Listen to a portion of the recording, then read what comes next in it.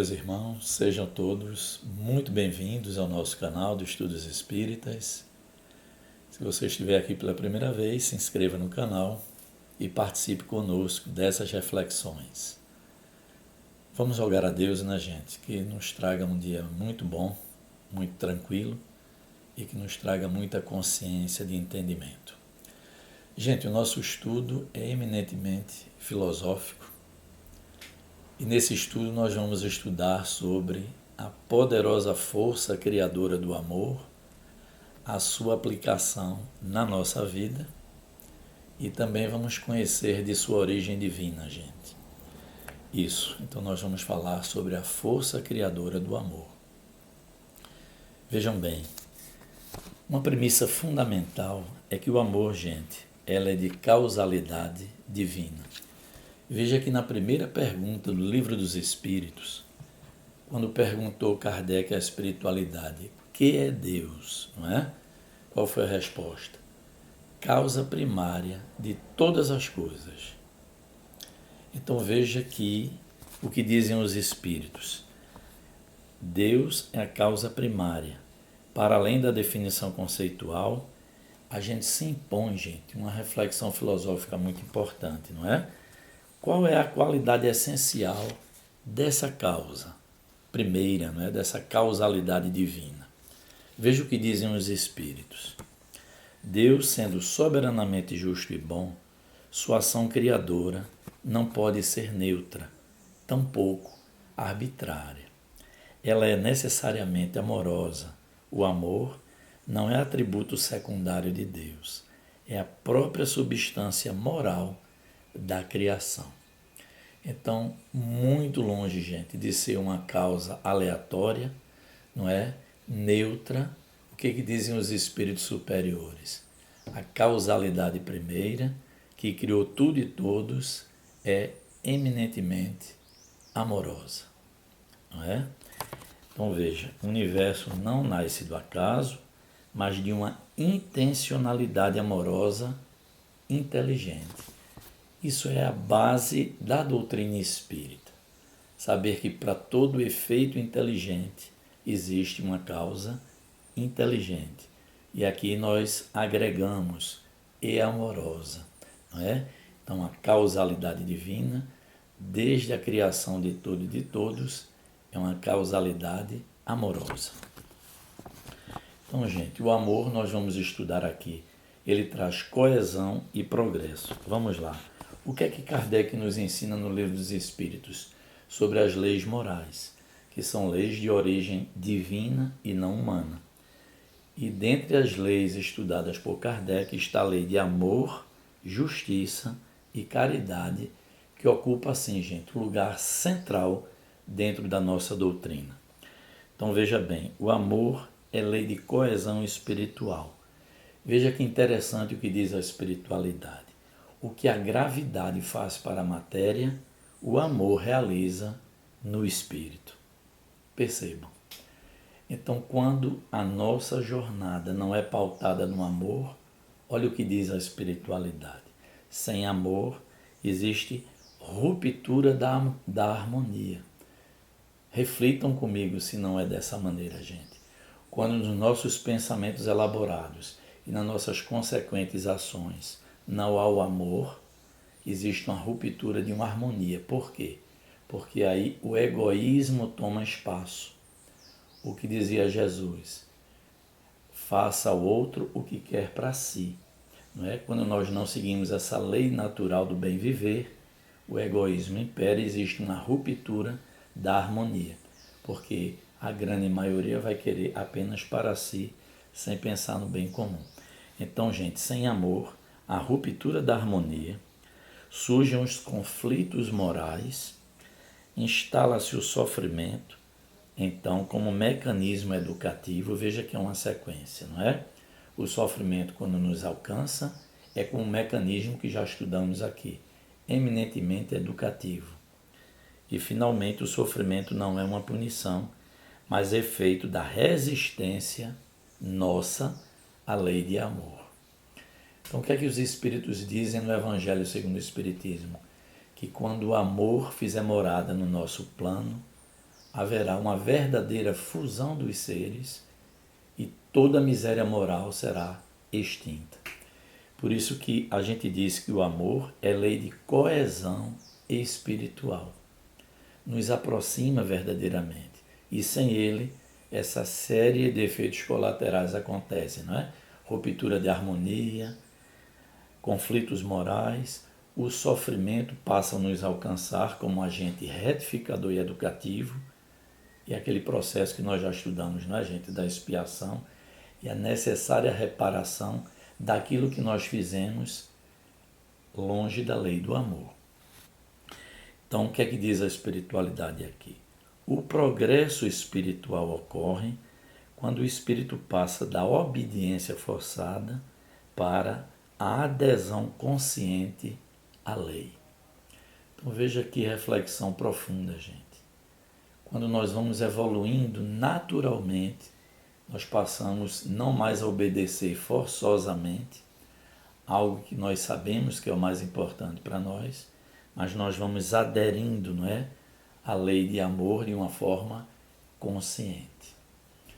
Então, essa reflexão é muito importante. Nós precisamos mudar de estágio, gente, espiritual. Deixar de cumprir algo forçosamente e aderirmos conscientemente ao mecanismo da lei do amor, que tudo harmoniza e tudo constrói.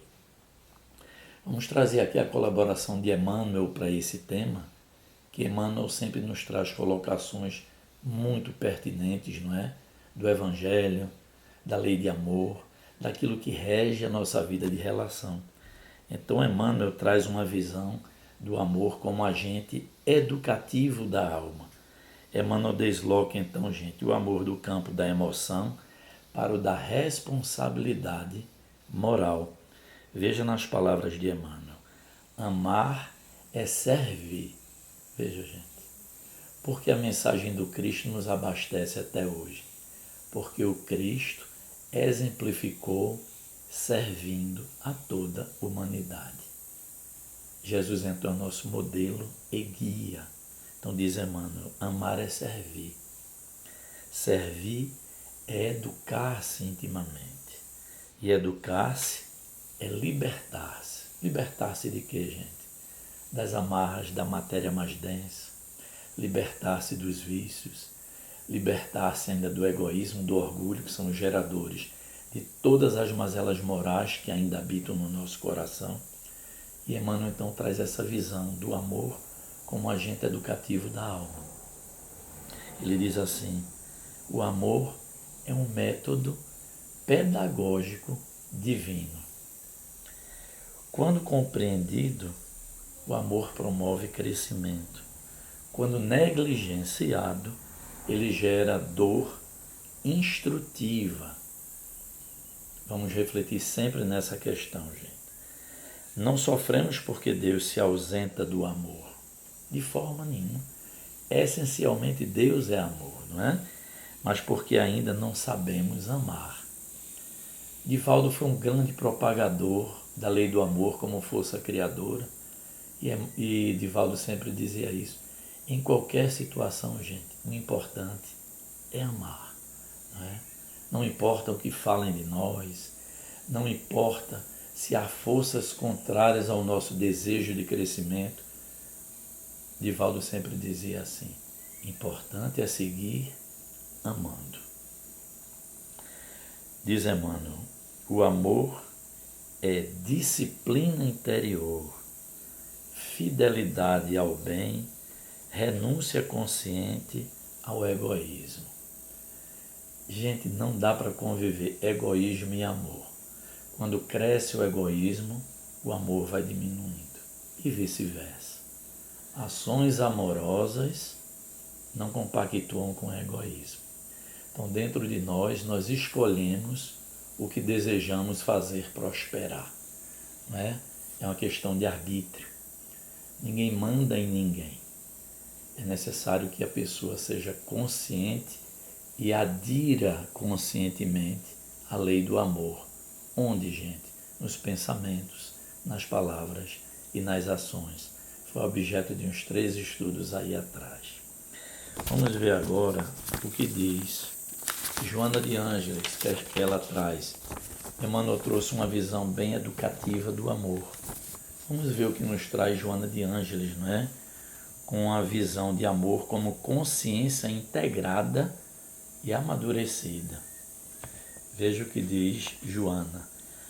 A incapacidade de amar está ligada à fragmentação do eu. Não é? Nós não estamos na integralidade.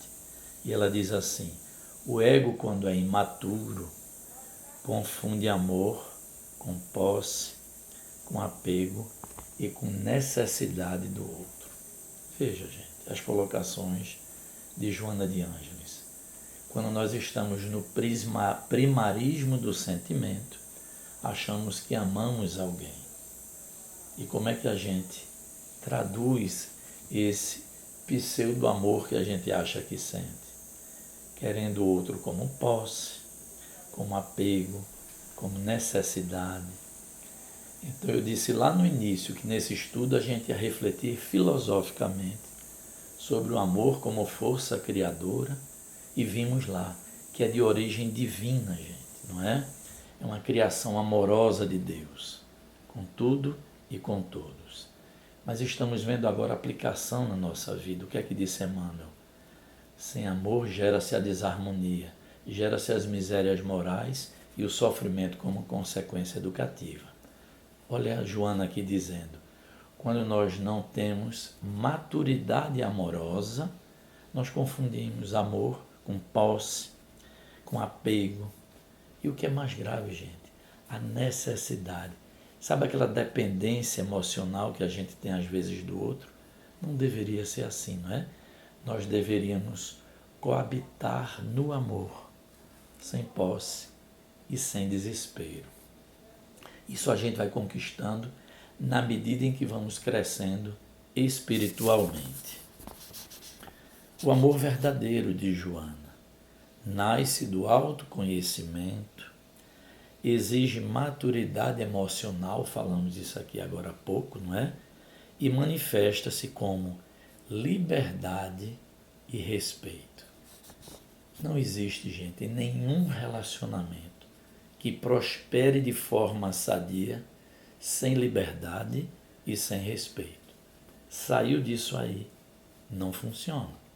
Percebam. Então, é o amor na fala dos espíritos traduzido para o nosso dia a dia, para a nossa prática diária. Então, nós somos de origem divina, amorosos, mas precisamos nos aperfeiçoar espiritualmente para que possamos navegar nesse mar tranquilo, amoroso, de forma consciente e não forçadamente, não é? Porque uma hora ou outra a gente demonstra que ainda não está com esse preparo. Então, o que é que diz ainda Joana? O amor é terapêutico, porque organiza o nosso mundo interior. Então, um grande remédio, gente, para nossas necessidades emocionais, para nossas dificuldades de relacionamento, como dizia Divaldo, é amar. Né? Ninguém prospera espiritualmente sem transitar pelo amor. E isso a gente vai conquistando passo a passo, gente. Refletindo toda noite antes de dormir como foi o nosso dia e como eu posso ser mais amoroso no dia seguinte. E você vai perceber que tem muita oportunidade para expandir o amor que naturalmente está dentro de nós, não é? Então, o que é que diz Joana ainda? Sem amor consciente, olha aí, Joana dá esse enfoque do amor consciência. O espírito adoece, não é verdade, gente? Porque começa a tratar de vibrações mais densas, não é? Pautadas mais no egoísmo, e aí se derivam uma série de mazelas que nos alcançam e que mais adiante nos exigirá reparação. Sem amor consciente, as relações se tornam fontes de sofrimento. O que mais se fala hoje em dia? Não são aquelas relações tóxicas, agressivas, desrespeitosas e que muitas vezes geram até tragédias, é o amor quando não está consciente. E repetem-se padrões de dependência e dor. É isso. É o tal da necessidade, não é? Quando nós estamos inteiros, conscientes, nos conhecendo intimamente, nós vamos amadurecendo em matéria de amor. Então, com o amor amadurecido, olha o que diz Joana de Ângeles: o espírito se pacifica, a culpa cede lugar à responsabilidade e a dor se transforma em aprendizado. Então, gente, esse é o nosso estudo de número 1. Percebam todas essas reflexões que nos traz a espiritualidade amiga, mostrando o quanto ainda temos a navegar nessa jornada, nas outras jornadas, porque passo a passo é que nós vamos amadurecendo emocionalmente, que nós vamos amadurecendo espiritualmente e vamos começar a compreender o quanto, não é, nossas ações amorosas impactam primeiramente dentro de nós. O que é que disse Joana? Quando nós temos um amor consciente, não é? O espírito se pacifica. E aí perceba, são aquelas pessoas que já andam praticamente sem conflitos. Ainda há, porque estamos ainda na condição de espíritos imperfeitos, mas numa condição muito melhor. Não é? O espírito se pacifica, a culpa cede lugar à responsabilidade, porque já não erramos tanto, e finalmente a dor vai se transformar em aprendizado.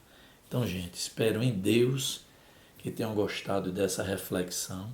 Então, é o amor como força criadora. Essa é a primeira parte. Sábado que vem, Deus permitindo, estaremos aqui dando continuidade a esse tema. Que Deus nos abençoe. Se gostaram do estudo, gente, dê o seu like. E vamos sim, gente, fazer uma grande corrente para que as pessoas se inscrevam no nosso canal e também usufruam dessas reflexões. Paz e luz a todos e uma semana muito feliz.